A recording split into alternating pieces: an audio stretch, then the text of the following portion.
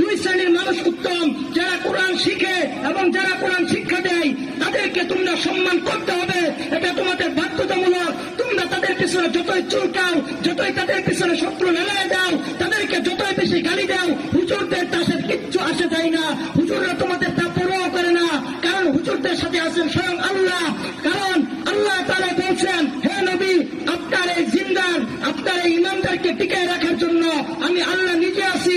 হুজুর সাল্লাল্লাহু আলাইহি ওয়াসাল্লাম যদি সেই তায়েফের ময়দানে রক্তাক্ত না হতেন তাহলে আজকে আমাদের কাশীগঞ্জ ইসলাম বসতো না।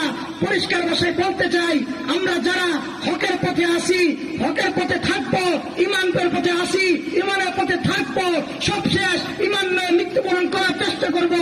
সেই তৌফিক আল্লাহ